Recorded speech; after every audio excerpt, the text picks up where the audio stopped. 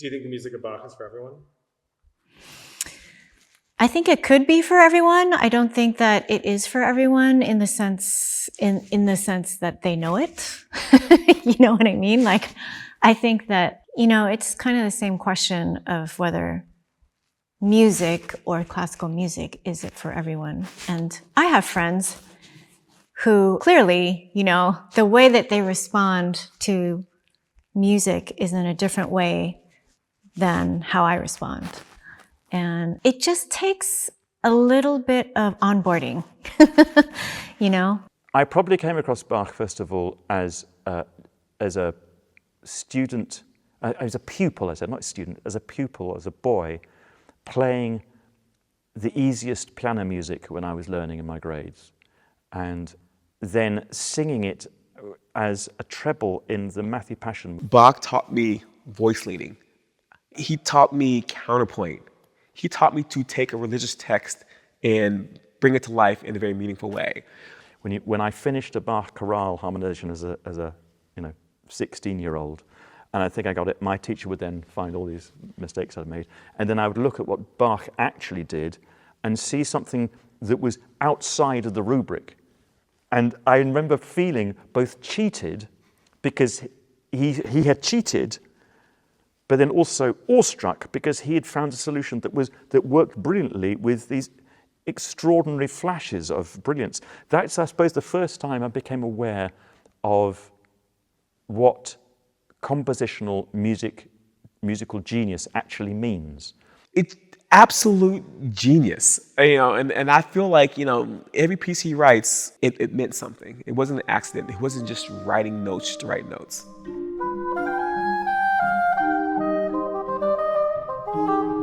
Hi, I'm Nick Phan, and this is Bach 52.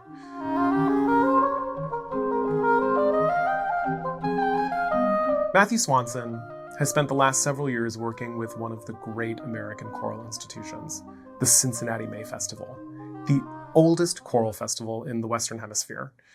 It was founded in 1873 by a community that decided singing together was worth building an entire tradition around.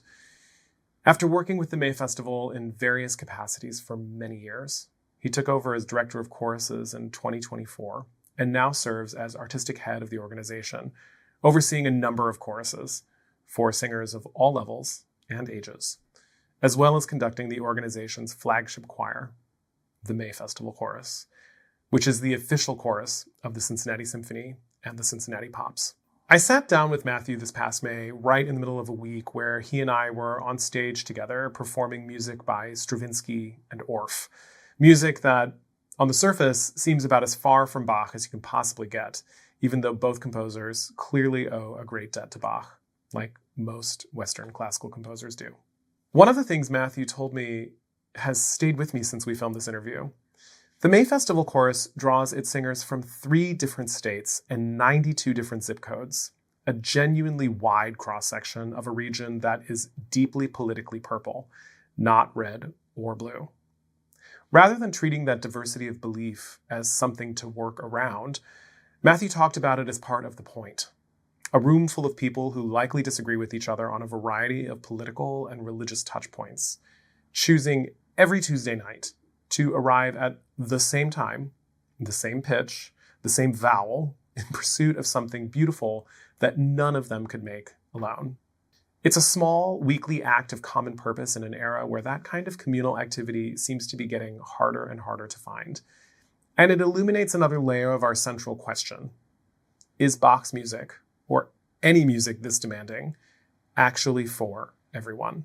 My conversation with Matthew was not just timely because of our Stravinsky and Orff collaboration this past May.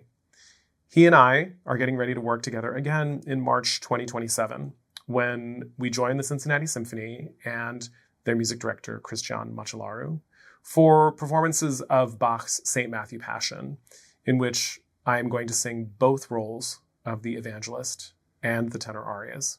That collaboration was also very much on my mind walking into this interview, so it was fascinating to discover how pivotal that piece was in Matthew's musical life as part of this discussion. Please enjoy this conversation with Matthew, and as always, stick around for the aria at the end of this episode, taken from Bach's Cantata 8. Thank you for doing this. I'm happy to do this. I always start out every interview kind of asking, like, just basically, what is your journey with the music of Johann Sebastian Bach? How did he enter your life? Has he played a role in your life? And if so, what is that role? I'm happy to talk about this because it brings me great joy to think about Bach and work about Bach and listen to Bach, all those things. So I was trying to remember the beginning, and I remember distinctly starting the piano when I was about 5 years old. I think I started lessons officially when I was 6. And in one of the early piano books, there was the Minuet in G from the notebook for Anna Magdalena. And I guess I had heard it somewhere else because I remember it feeling familiar to me. And I loved it immediately.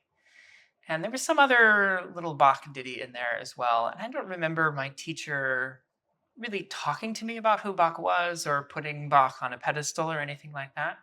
I'm fairly confident that it was the music itself that appealed to me immediately. Its sense of charm, but also the order of it and the melodism of it. We might talk about this later, but I think Bach is underrated as a melodist. And I wanted to play that piece over and over and over again, even though there were other pieces in the book. That was my favorite. And then I remember being maybe in the 4th or 5th grade and going to a CD store. And my mom said my brother and I could each get a CD that day. And I found a bin of half-off CDs. So I negotiated a 2-for-1 deal, and I got a CD of 25 Handel hits and 25 Bach hits. It was just a compilation of excerpts from both of those composers. The Handel one was green, the Bach one was red, and I listened to those over and over and over again. And the delightful thing about them was they tried to sum up each of those composers' total output in 25 pieces.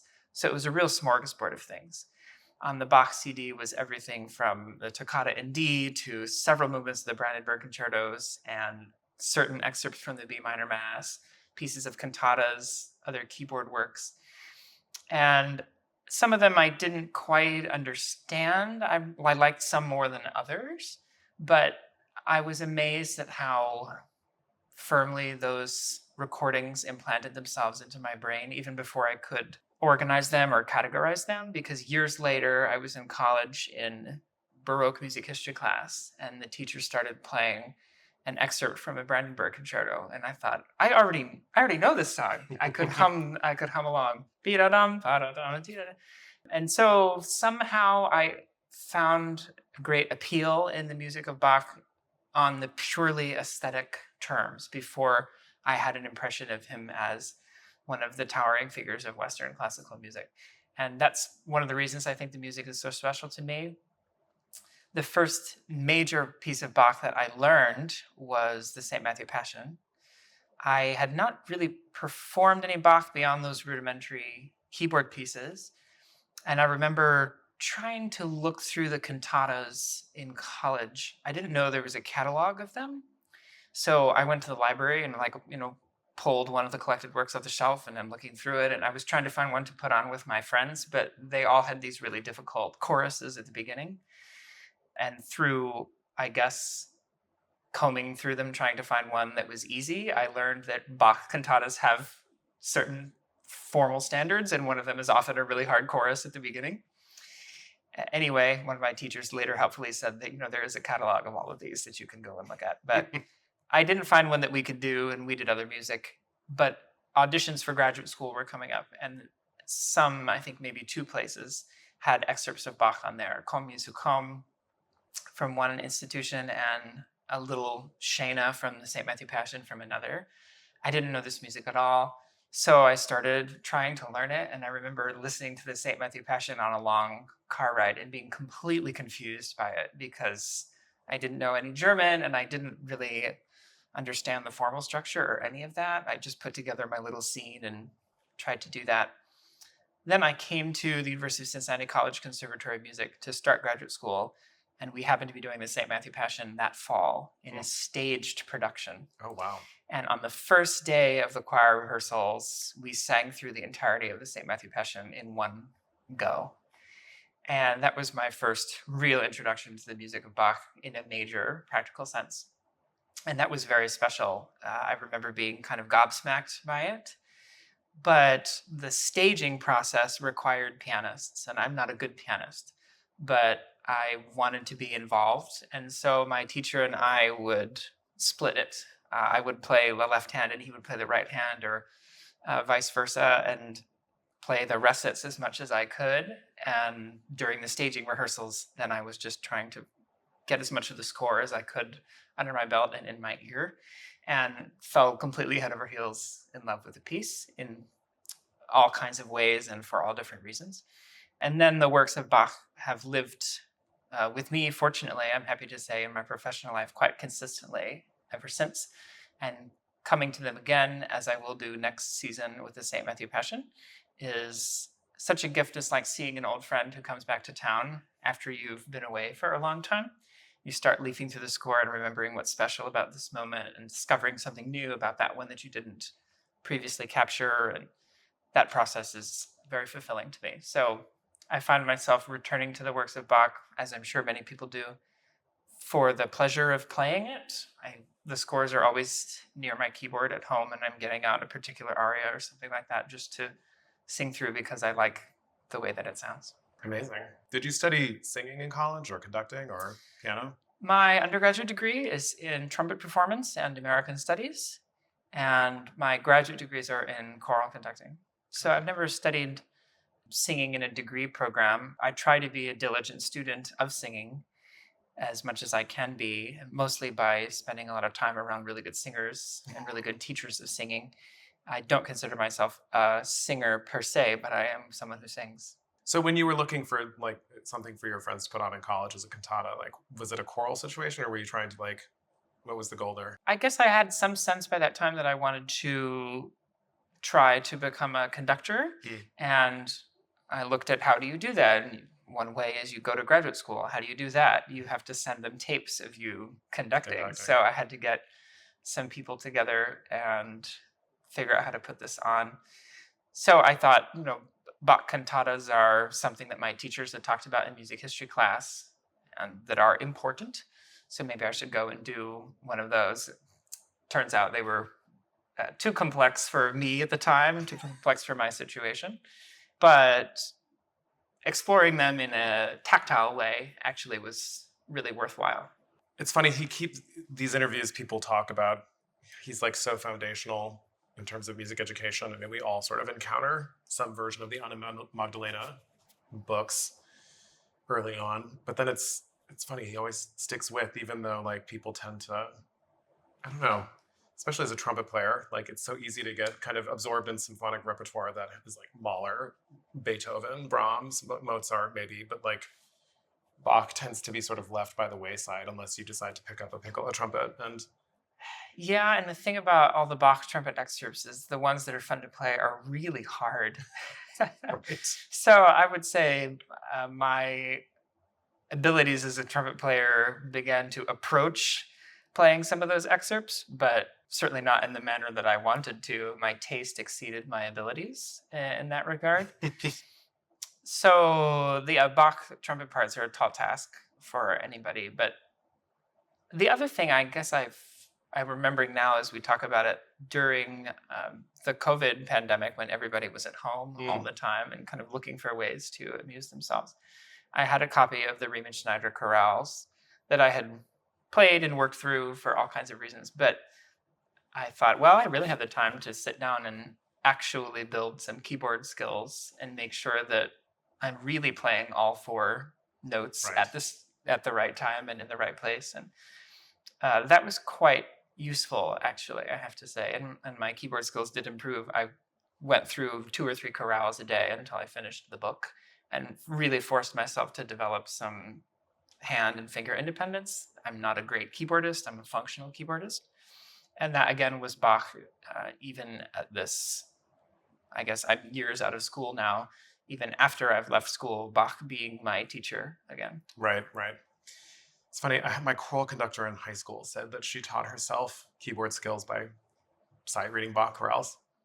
I've long ago bought a copy of the Well-Tempered Clavier in a music store, because again, I guess I learned in music history class that it was a thing that musicians knew how to play. And very few of the fugues or preludes could I actually play, but I did try to challenge myself to learn more of them. And that also was a hugely broadening experience. And I'm sure there are many people who watch or listen to this that can play all 24 of them without thinking about it. But for me, trying to work through like the C sharp major fugues was really it was a musical discipline, actually. And then trying to make music out of them, as so many great keyboardists have done in artful and beautiful ways.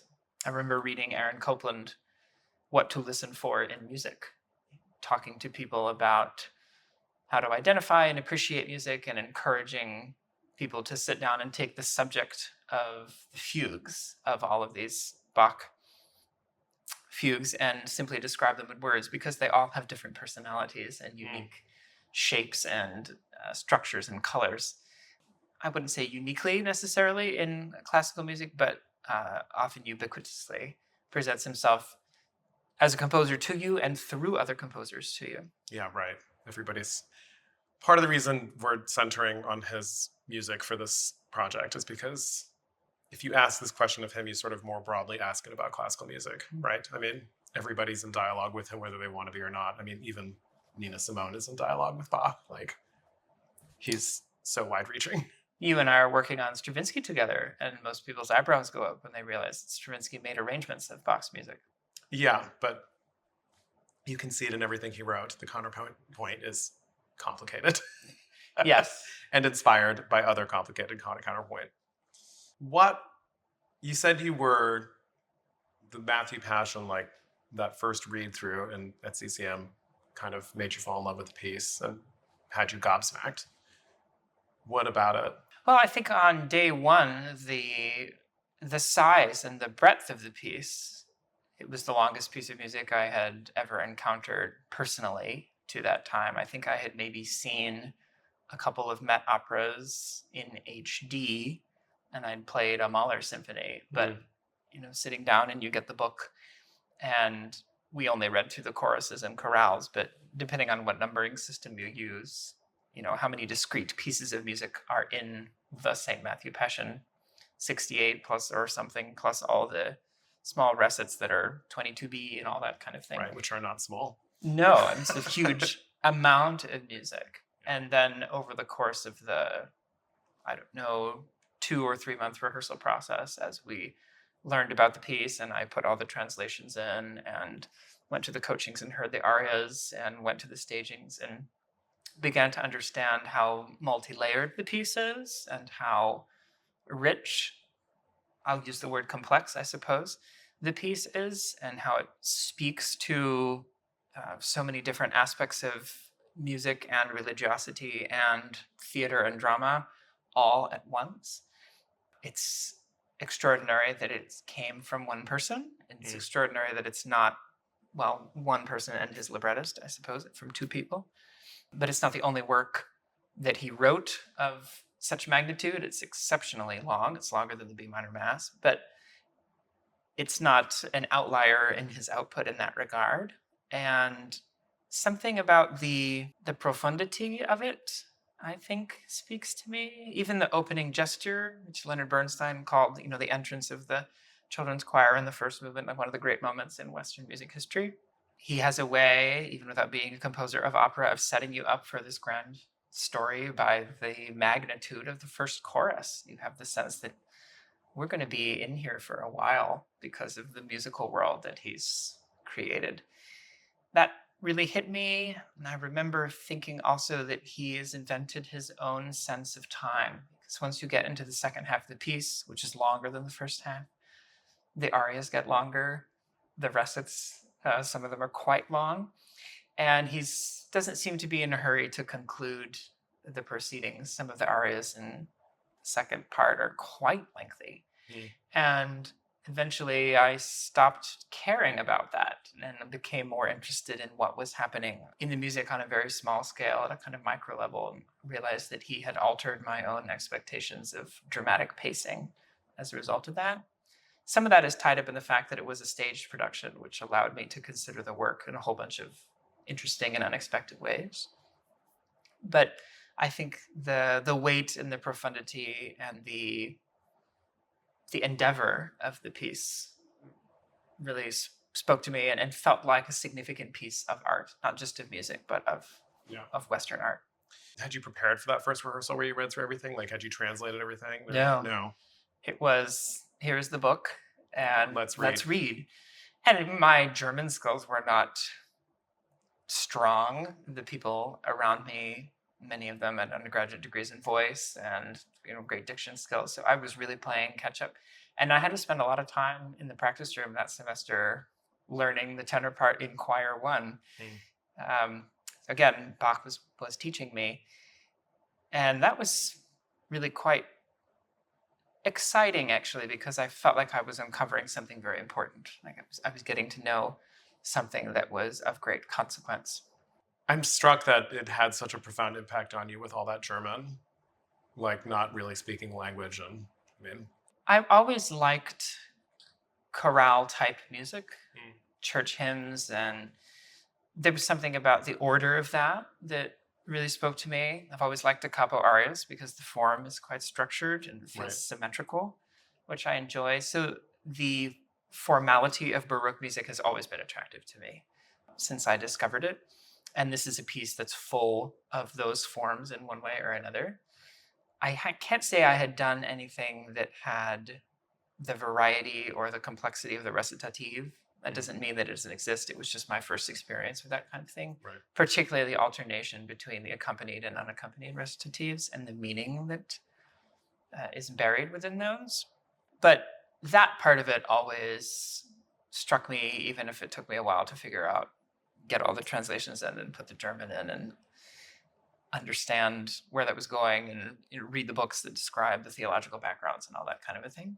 I think the orderliness of the music was apparent from the beginning. And I do find it fascinating to compare St. Matthew and St. John for that reason. St. John feels slightly less ordered to me. it is. Slightly less perfectly or elegantly designed. It's not quite as symmetrical. Some of the action moves ahead or doesn't move ahead at unexpected paces and places. Some of the arias feel too close together and all these sorts of things.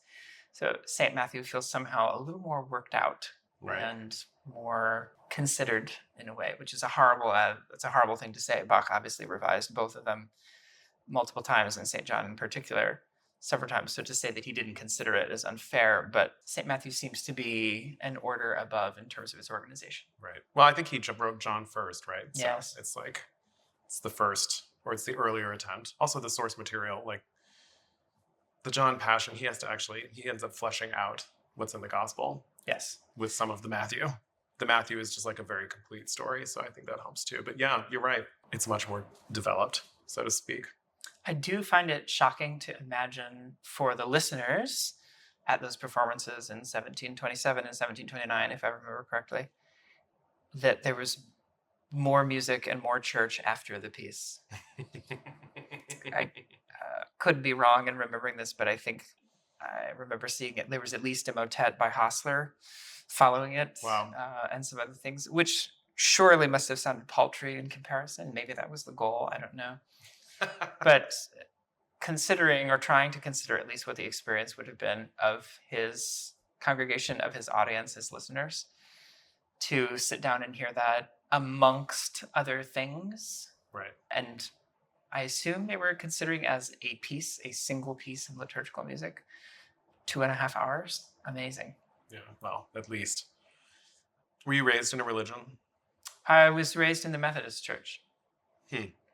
Does that feel, I don't know much about Methodist. Tell me about that. Is it a leap to kind of get into the theology of this Lutheran take on these stories? I would say yes and no. I think Methodism was originally created as a branch of Anglicanism. So there are certain similarities there. I think in the United States, Methodism is often lumped with Lutheranism or the ELCA in America because they're sort of nearby mainline Protestant denominations. I think what's further afield probably from the religion that I was used to is the corporeal nature of Bach's Lutheranism. The amount of time that he spends talking about bodies, the body of Christ, or what was happening to Christ's body, and then reflecting on that in very bodily terms in the arias. I think about Ich will dir mein Senke. I can't remember the soprano aria. Mein Herz verschenken, Yeah. Like sink yourself into my heart, and those kinds of things. Or how many, instances of being talk about blood and the head, that beautiful moment at the end of St. John when he's in that bass aria, he's talking about, the head of Christ falling, but in doing so saying yes, which is a magical rhetorical device. It's very corporeal. And I understand that's a particular feature of the pietistic Lutheranism that Bach was raised in. That was not something that was part of my religious tradition. So I found that kind of interesting. And fascinatingly, the production that we created at CCM in the fall of 2011 drew on that, or attached to that, quite powerfully. So perhaps my attention was drawn to it as a result. But I found that quite interesting. And a lot of these passions are something to do with bodies. Interesting. I kind of want to talk about your role here. Oh, I mean, you've obviously been in this community for a very long time. You studied here, and then I did, yeah. Have you been elsewhere since? You've kind of ensconced yourself? I spent 1 year shortly after moving to Cincinnati. I was here for 2 years in a graduate program at CCM, and then I spent a year living in England, studying at the University of Cambridge, and I moved back to Cincinnati, and I've been here ever since. So most of the last 15 years I've been here. Wow. And you are the director of choruses here at the May Festival. I am. Which is an august 153-year-old institution, something like that. Yes, the May Festival was founded in 1873, and the 2026 May Festival, our 153rd anniversary. Well, congratulations. Thank you. How do you see this? I mean, it's an institution that's been in this community for obviously a century and a half. Like, what's its role here, and like, how does it serve the community? And the May Festival owes its roots or its heritage to a few different threads that were gathered together. Cincinnati had a heavily German population in the 19th century and was the site of many large Sängerfests, both kind of statewide, regional, and in some cases national, the gathering of thousands of people, mostly of German origin, to come together and sing. And the May Festival also is indebted to European choral festivals that arose in the 19th century, like the Three Choirs Festival in England, in the west of England, or the Birmingham Festival, where Mendelssohn's Elijah was premiered, and other such festivals. And particularly interested patron of the arts, Maria Longworth, from Cincinnati, wanted to establish one of those here. And it was on a tour of the Theodore Thomas Orchestra, then the most famous classical music traveling band in the country, during a visit to Cincinnati, that she said to Theodore Thomas, I want you to found a great music festival here in Cincinnati, because this community should experience the finest classical music that can be on offer. And he was convinced to do that. He said, I will do it only if sufficient funds can be raised, and if a chorus of strong quality can be assembled from the community to bring these pieces to the public. And in fact, at the first May Festival in 1873, chorus numbering probably 700 people, if the newspaper reports are to be believed, from 19 different communities and as far away as 6 states, came together to perform great works, mostly of the German European tradition, almost exclusively in the beginning, with the Theodore Thomas Orchestra and prominent soloists that he had brought over from Europe to tour through the United States with him. And within a few years, it had become a permanent institution in Cincinnati. And it has always been, I think, meant to be a gift to the community, and always been intended to celebrate the gifts of the community, because the chorus itself is drawn from community members. So those are things we still attach ourselves to today. There's been a particular interest in teaching young people to sing. The first May Festival also included a chorus of 600 children from public schools. Wow. Which is quite a feat to imagine in 1873. And in a variety of ways, and in new ways, we're doing those things today. So one of the things that we see ourselves as doing is presenting high quality music to the public, in celebrating the spirit of volunteerism among our chorus members. We think it's important to present new and important works to the public that they might not otherwise have the chance to experience, or that might not have yet been heard in Cincinnati if they've been heard other places.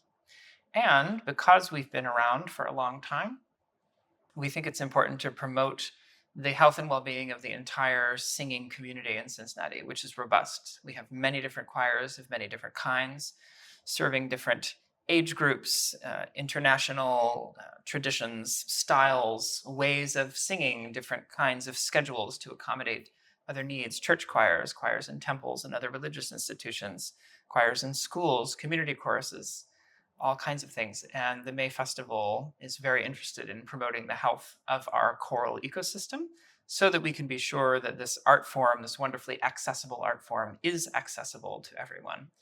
And a particular interest of ours is in making sure that young people in schools in our community have the opportunity to experience high-level singing, high-level choral training all the way through their journey, so that when they leave school, whenever that might be, they're prepared to take their singing skills with them wherever they go. It's amazing. I mean, part of the reason I wanted to talk to you is because these parts of your mission, in terms of like the community impact and the wide spectrum of levels you're working with in terms of the people who are involved as singers, from, you know, young ages through older ages, is very much like the community that Bach was writing for himself. You know, I mean, he was writing for obviously amazing boys who could sight read that stuff on a Sunday, but Yes. everything from children all the way up through, you know, adult singers. And it was all, I mean, he was working for the city. He was a city employee. So there's something about what you all are doing here. You know, it's not just about being a great choir. It's about preserving this art form and also like building community around it and through it, that I find really interesting. Yeah, I spend a lot of my time around singers, and singers love to gather. They love to be together, and they love to sing with other people. Certainly the members of the May Festival Chorus are in this because this particular opportunity appeals to them, the opportunity to sing extraordinary works of art and to appear on stage at Music Hall, this wonderful building that was built for the May Festival, to collaborate with an orchestra of extraordinary caliber, the Cincinnati Symphony Orchestra, and soloists and conductors from across the country and around the world, who, among us, I certainly wouldn't turn that opportunity down. I didn't when I had the opportunity to join the chorus, which I very happily sang with for many years. I think that is compelling to them. That doesn't mean that it's the only way to sing, but it is a way of singing. And the idea that someone could join our youth chorus as maybe a 14-year-old and they too can be involved in that, singing the St. Matthew Passion at Music Hall, or Mahler 8, or name another major work of choral repertoire that we're routinely engaged in. As a young person, I'm so envious of them. I didn't get to encounter those pieces until slightly later in my life. And the idea that we could put that in someone's pocket. I remember when we did the St. Matthew Passion in 2019, some of the students in the youth chorus were in the 8th grade. I thought, how lucky are you? Wow. You've been given this extraordinary artistic object that you can take with you for the rest of your life to begin to be curious about and enjoy. And hopefully at some point, maybe they'll come back and sing in our chorus or sing in any other chorus wherever they go, and they'll see, wow, they're doing the St. Matthew Passion. I want to sing in that. I know how that one goes. Or maybe they'll say, I just want to be on stage with those people because I've had that opportunity before. But I guess I hadn't considered that Bach was rather like that as well. And that's a fascinating thing to think about. I like the idea that he was responsible for training his own people. It's easy to say, no, maybe he hired people or he wanted better people. We know from the letters that he was petitioning the town council for more money, presumably to hire more and better musicians. But I think he also knew that his fortunes were somewhat in his own hands, in the sense that if he could get the boys to sing at the level that he desired, then he would have the choir that he would have wanted.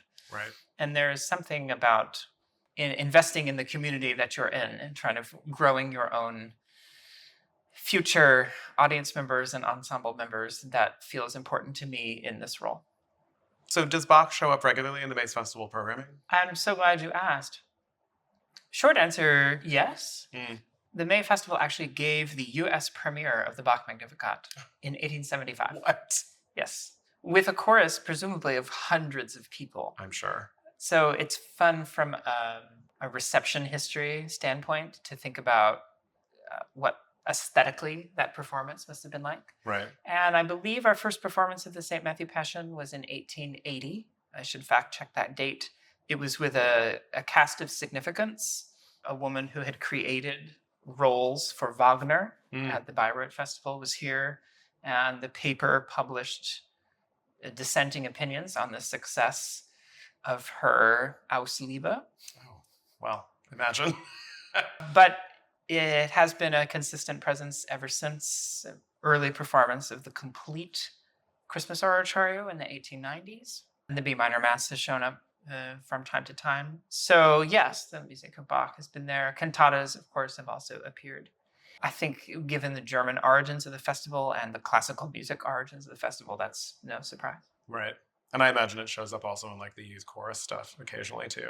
It does. The youth chorus, will sing the children's choir part in the St. Matthew Passion coming up next season. We sang a cantata or excerpts of a cantata of Bach, Cantata 191, on this year's May Festival. And it will continue to place itself in our repertoire and our lives, and that of the Cincinnati Symphony Orchestra, with whom we collaborate throughout the season. Right. I'm excited about Matthew Passion. Me too. We're going to have a good time. Can't wait. So this series is centered around, here you are making music for everybody. At least you're trying to in the city, or anybody who wants to sing, I should say. Which I think is always a funny thing because, people will say like, oh, I can't sing.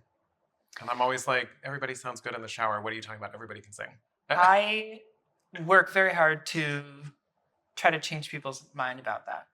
And I find that athletics plays a big role in our culture, sports. Right. People are exposed to sports in the media and in school and clubs all the time. And of course, I played sports in school, and my mom was a PE teacher, and I learned a lot playing sports, and I still engage in sports. But of course, I wish people had the access to the arts that we often give to sports, or the attention to the arts that we often give to sports. So I feel guilty about making analogies to the arts that deal with athletics. But sometimes it's useful. And I remind people that singing is a physical act, just like shooting free throws or swinging a golf club. And there will be people, you could take them to the driving range and put a golf club in their hand, and the first time they've ever done it, and they will have some natural affinity for this slightly unnatural skill that requires very specific aspects of muscular control and timing and coordination and a whole bunch of other things. And there are other people who, with a little bit of training, can get really good at it. And there's other people, even with a lot of training, don't get a lot better, but they enjoy it. And there's other people who might struggle all the time. But I feel like everyone with some training can improve at swinging a golf club. And I think everyone with training can improve at singing. We'll all have a different starting place, perhaps, but everyone with good training can improve. And I think more people should sing and be less bashful and less fearful of singing or their perceived lack of ability, because as far as I'm aware, recorded civilization has never known a society without song. It is a fundamental human expression. I believe it was the composer Harry Partch who said that singing was not natural because it took effort. Okay. I'd like to continue that conversation with him. But beyond that, I do find it quite a natural human expression, actually.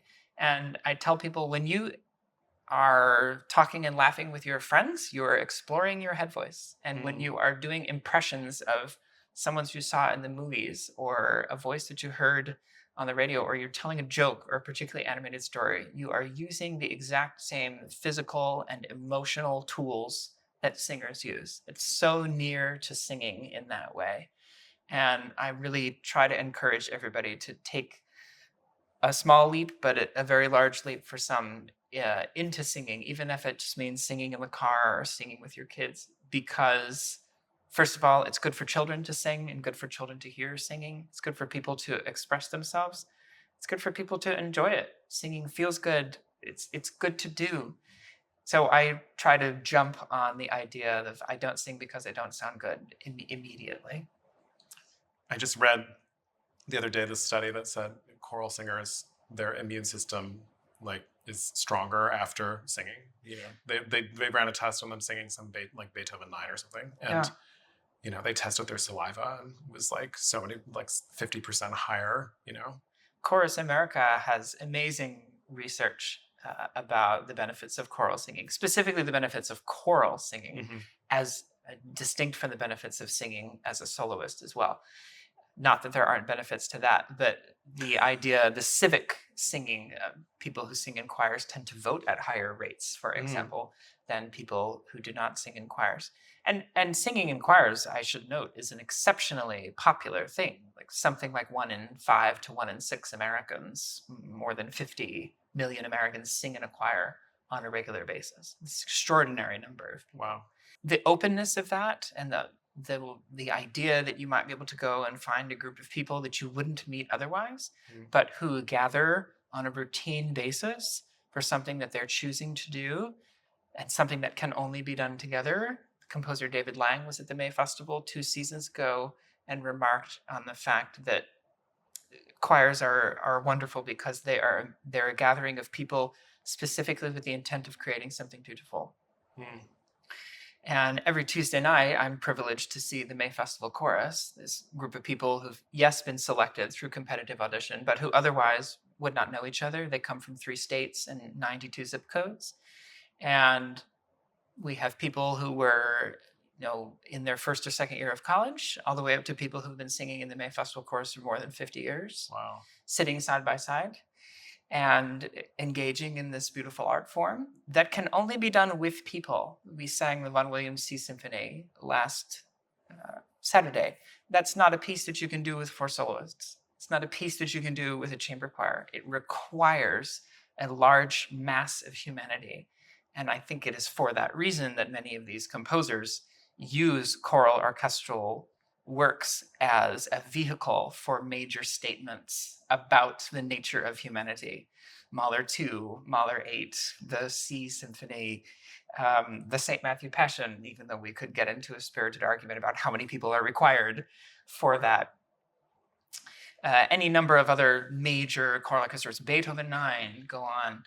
All of these works that put down some foundational truth on the part of the composer about humanity and about the condition of human life seem to, particularly in the 20th century, require a large mass of humanity, singing, playing, etc.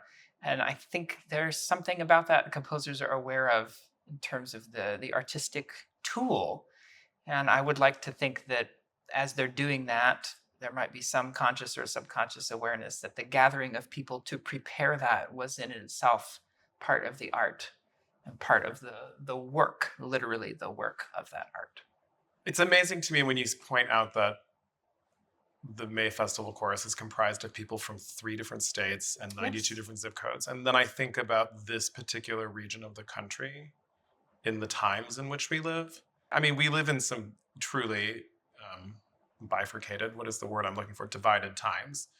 And you're gathering people in a place that, I think people tend to want to, it's red or it's blue, and no place is that. Most places are purple. And this place is particularly purple, this region of the country where all these people are coming from. How does that play out does it play out in your rehearsal room? In my mind, I remind myself that this part of the country has always been politically diverse. And that every May Festival will have gathered together singers and audience members of diverse beliefs. And shouldn't we want more places in public life that gather together people of diverse belief? And I'm certain that on Tuesday nights when we gather in this precious space, that we have brought into the room people who disagree with one another politically. But that's not why they have been brought there. That's not why they brought themselves there. They've chosen to be here, which is one of the things that makes the chorus special, makes many choruses special and important. They've chosen to be there again with the goal of bringing beauty into the world that is dependent upon the person next to them, in some sense, dependent on the people surrounding them. And it is a good reminder that it is hard to organize people. It's hard to organize people to arrive. It's hard to organize people to arrive, to come to participate in any civic project. And this, in some ways, is a civic project. Even harder to organize them to begin the note and end the note at precisely the same time, and be precisely on the same pitch with the same vowel and the same color and the same intention about what is trying to be accomplished. And isn't that the work of living in a society? Yeah. Isn't this a metaphor? Isn't this the group project that people often laugh about, having to work so hard on a group project in college? Life is a group project, Right. and choral singing is a group project. And I've learned a lot about myself singing in choirs. So yes, are we full of people of different political beliefs? Absolutely.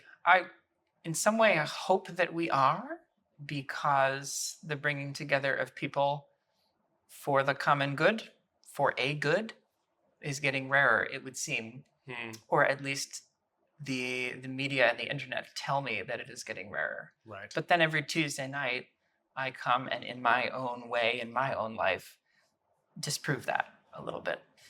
And then I get to sit in the auditorium and hear this group of people from 3 states and 92 zip codes sing music of extraordinary unity and in a unified way.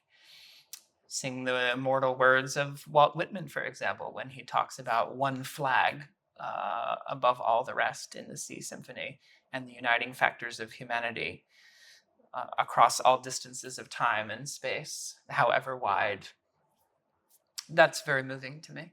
And I hope it's moving to others and to the members themselves, who give so much of their time, the most expensive thing they have, their time, so much of their time and energy to bring this to life. So this leads me to this question, which is this series is centered around, which is, do you think the music of Bach is for everyone? Which people take this all sorts of different directions, and I'm curious to see where you're going to take it. I've been thinking about that question a lot in the past few days. The pedant in me, the grammar pedant, wants to consider the word for. Right. What does for mean? And replace it with other prepositions for the sake of argument. I don't know that that's entirely productive, and it might just be a rhetorical game that I was playing with myself. Oh, no. There's a reason the question is phrased the way it is. It is to provoke that. But I think... Otherwise, what are we going to talk about? Right. I think the way I'd like to choose to answer it is, I'm not in a position to speak for everyone. So I can only say that the music of Bach is for me. And it's for me in a surprising way. I grew up on a farm in southeast Iowa. And I would say my parents and some of my family members had an interest in music, but they were not musicians per se. I didn't grow up with professional musicians in my family, and I didn't grow up in a community where a professional musician was a thing. You know, the people who were playing the piano at church were a school music teacher or someone who had piano skills but was not a professional musician in that capacity. So I did not grow up surrounded by the business, as it were, or surrounded by models. I didn't have someone exposing me to classical music in that way. But as I mentioned earlier in the conversation, it was the music of Bach itself that appealed to me immediately. And that leads me to think that there are probably people out there in the world who simply haven't had the opportunity to be exposed to this music that could play an important part in their life in some way. And on one hand, I can rejoice that we live in a time when the music of Bach is more accessible than ever. There are more recordings at this very moment in human history of Bach than have ever existed. There are more online resources like what we are filming right now to talk about the music of Bach. The Bach Cantatas website can give you exhaustive information that even a couple of generations ago required delving through multiple sources to try to put together. You can find quality editions online for free now, whether or not they're legal. And there are people performing Bach all over the place. Right. There's probably in the world right now someone rehearsing a piece of Bach at this very moment, I would venture to say. And you might be able to say that that would be true for just about every day in a calendar year because of the ubiquity of his presence in the training of classical musicians. So yes, I can be happy that it's there, but also how do you find your way to that unless someone might be guiding you? And maybe you will, but odds are going to go up if someone is there to say to a young person, I'd like you to listen to this piece of music and tell me what you think of it. So is the music of Bach for everyone? I don't know, but I would like to live in a world where everyone has a chance to decide for themselves, where everyone is offered the music of Bach, a musical offering, if you will, offered the music of Bach and given a chance to consider it. I also think given the breadth of Bach's music and the extraordinary variety contained within it, that at least in my life, there are all of these moments that seem perfectly suited to certain moments of Bach, where the music itself seems to be just the right soundtrack for that thing. And I think about, getting asked to play music at my grandmother's funeral. But I knew there were things that she and I had talked about that she might like, but then there was space for, special music. What was that going to be? And I'm not a great keyboardist, but I'm okay. And I thought, I'm going to play the beginning of Cantata 106 because that felt to me like the right music for that moment. Or when I was in my friend's wedding and the music to bring the bride down the aisle was the aria from the Goldberg Variations. And it just felt like exactly the right thing at exactly the right time. And it's pleasant to have, I think, a musical companion in your life in that way. And I don't know all of Bach's music. I haven't listened to every single piece. So I look forward to spending time in the years ahead discovering the rest of Bach that I don't already know and going back to the Bach that I do. Yeah. It's interesting. I think it speaks to, his genius and all of those things, but also it speaks to, again, this idea that he was writing music as a church musician. When you're in a church, you're there for people's births, you're there for their wedding, you're there for their, adolescence, you're there for their funeral. You're there for every chapter of life. And so it makes sense that his music can function as a soundtrack to every moment. I sometimes find it hard to believe that he was a person, that he was a real person, because the amount of genius that flowed and the level of the genius that flowed seems somehow superhuman, beyond human, but then the music is somehow also of great humanity and in some cases great intimacy and so deeply felt. And we know from the writings, limited as they are, how deeply he cared about the music, that I just find it hard to imagine that he was a real human being. Yeah. It's extraordinary to think that all of that came from this one person. And I had a professor in college who was a great scholar and a great aficionado of Schubert, Susan Ewens. And I remember she spoke beautifully and very movingly about Schubert in our music history classes. And she said one day, then when I'm having a bad day and the world seems to be going wrong, I remember that this was a world in which Schubert once lived. And that makes me happier. And I never forgot that. And I thought, this is a world in which Bach once lived. A very different world, of course, yes. But a world in which Bach once lived. And that somehow is extraordinary to me, producing this amazing, incredible art that still continues to move us and inspire us today, or at least me, I will say, today. Something else I really like about your answer, or am compelled by your answer, is you're talking about people having the opportunity to be invited to his music and to have their own experience with it. I think it's one of the things that I find fascinating about him is that because of this sort of superhuman quality that so many of us feel that he has, we tend to put him on this pedestal, and then it's like he's served to us like he's fiber. It's like, this is good for you, and so therefore you should like it, and you have to somehow, or like you're shamed if you don't. And I don't know, I like that you're inviting people in to discover it and kind of come to their own conclusions. I remember being in maybe middle school or high school and going to piano contests where you learn a solo and play Right. it for the judge. And one of the common pieces for students at a certain level was the F major invention, number 8, which I was never good enough to play, but I remember being in the hallway and hearing someone else play it and thinking like, oh, that's like a technical exercise. That's really hard. It's like your Hanon exercises or something, but even more difficult, and it's a piece. So imagine my surprise when there I am at CCM and I go to an Aria coaching for the baritone to come and work on Mahadi. And I thought, oh, this is a different kind of music.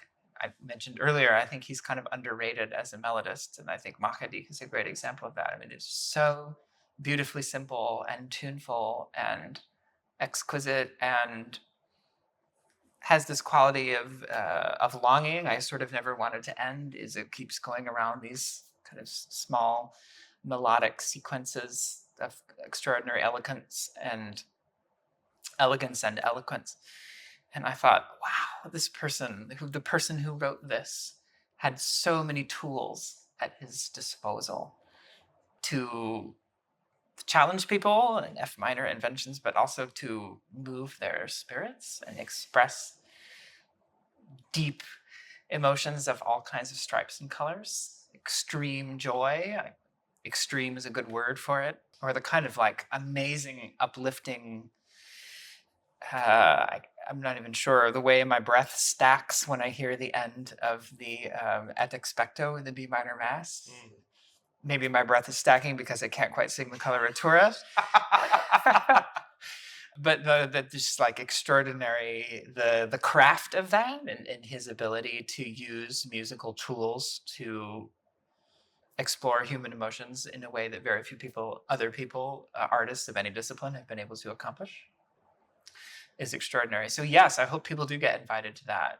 I would love to think that, yeah, maybe there is a piece out there of, is there one piece of Bach that is perfect for everybody, or would be the perfect entry point for everybody? Boy, I hope so. That would be nice. And I'd love to help them find it. Maybe it's the Matthew Passion. Maybe it's the Matthew Passion. Maybe it's the Notebook for Anna Magdalena. It could be. Sounds like it was both of those for you. Yes, and the searching goes on. Like I need to spend more time with the keyboard works, and more time with the instrumental works, and more time with the trio sonatas and the organ. Yeah. I mean, those are unbelievable works of music in their own right. And if he had only written those, he would be an extraordinary composer. I don't know the cantatas as well as I did, and there's a lifetime of searching just in that repertoire alone. I do love, I have to say, the fact that he wasn't always the choice candidate, that he lost jobs. Right. He was campaigning for jobs that he didn't quite get, or employment opportunities that he didn't want.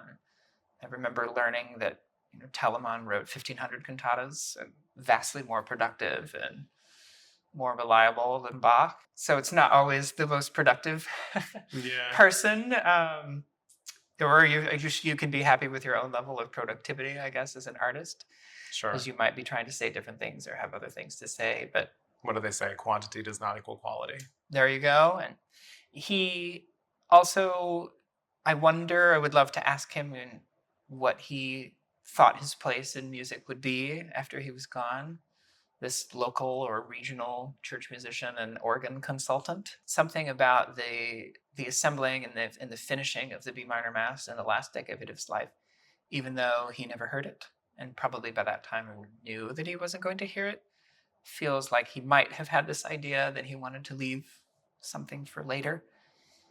And that's interesting too. His music was, by some counts, outmoded by the end of his life, or no longer in fashion. And thanks to Mendelssohn, we reversed that trend. Yeah, thank you, Felix. Yes, but that too is fun to think about. His humanity, or his personhood as a human being, and how that is present in his music. The music is so aspirational for me. The music of Bach is so aspirational because I was never skilled enough as a performer to do any one of its things in the way that it fully demanded. I was never skilled enough as a keyboardist to play the keyboard works in the way that I would want. My taste has always outstripped my abilities. I was never skilled enough as a singer to sing the Benedictus or the B minor Mass in the way that I wanted, or to evangelize or sing Vega in the way that I wanted. And I think there's something about that that's actually quite good in a way, that the music continues to demand more of me. I don't think you're alone in those feelings. I don't think I am. Like most of us feel that way. Yes. Well, I saw in your conversation with Ruben, you were talking about that, how demanding the music, and I think he even used the word defeating. Yeah, the yes, music he can did. be. That was his word. And I have other words. So I guess I'm not alone in that. The music is so demanding, and that is inspiring to me. And I just hope that I will have enough time and opportunity on this earth to get to work on it a lot, to try to get closer. And closer to what? Who knows? Closer to fluent, maybe, in whatever that means. But the fact that trying with the music of Bach, or that working on the music of Bach, means communing with it in a very deep way is a tremendous joy and a tremendous honor. Because, yeah, the Benedictus of the B minor Mass is really hard. I find it really hard. It's very hard. It's so naked. But wow, is it beautiful. Something about the turn from major to minor just in the middle section there is so unbelievably elegant. And if I'm going to struggle to do something, isn't it a gift to struggle in the pursuit of that kind of beauty? Right. So, thank you to Bach for that extraordinarily motivational frustration that he has left for us. And yes, I hope I have enough time to keep working on it. Beautiful. Well, thank you very much for doing this. My pleasure. It was a great joy. Well, I appreciate it.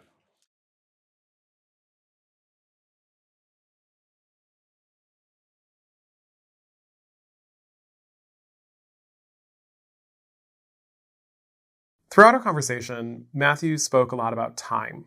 And toward the end of our chat, I was struck by Matthew's comments about his hope that he has enough time to continue to find deeper fluency or mastery with some of Bach's most challenging works, and what it means to spend our time, the most expensive thing we have, as Matthew so insightfully points out, in pursuit of music this demanding. The finite nature of our most precious resource, the time we have on this earth, is confronted directly in the aria we chose to close this episode. It comes from Cantata 8, Liebster Gott, wenn, dich, sterben. Dearest God, when will I die? And the tenor aria from that cantata asks something even more pointed. Why should my spirit recoil when its final hour strikes? Bach set it over a steady, tolling accompaniment like a clock or a bell that never quite stops. It's not a morbid piece. It's the opposite. It's an act of acceptance and a reassurance that we can face the end of this life without terror. Why resist the unchangeable fact that our own clocks will run out? What's more important is what we do with that time that we have. And Matthew's work with the Cincinnati May Festival posits that perhaps the most valuable use of that time is to invest it in our community, creating communal works of beauty with our friends and our neighbors.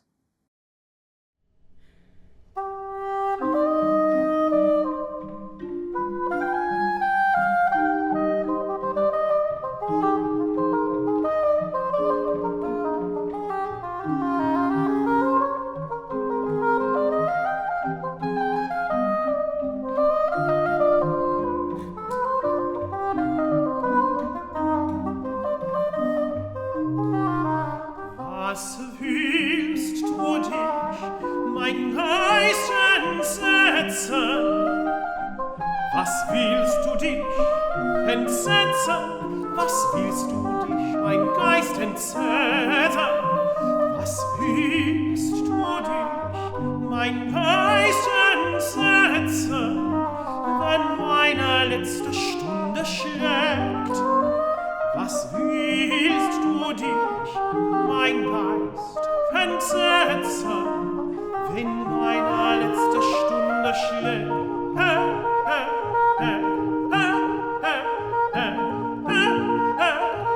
Was willst du dich, mein Geist, entsetzen, was meine letzte Stunde schlägt?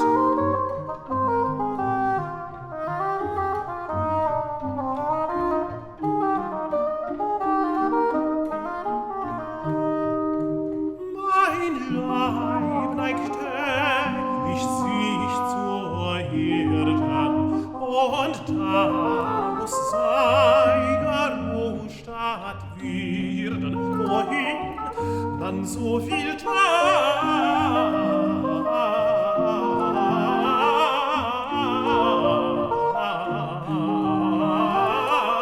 tausend trägt, wohin man so viel tausend trägt.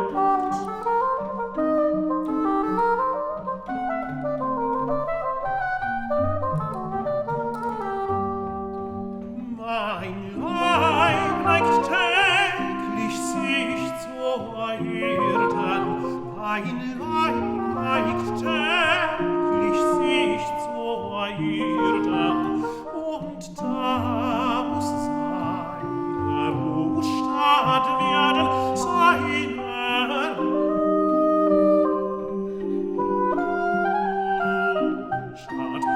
und da muss seine Ruhestadt werden, wohin man so viel tausend trägt, wohin man so viel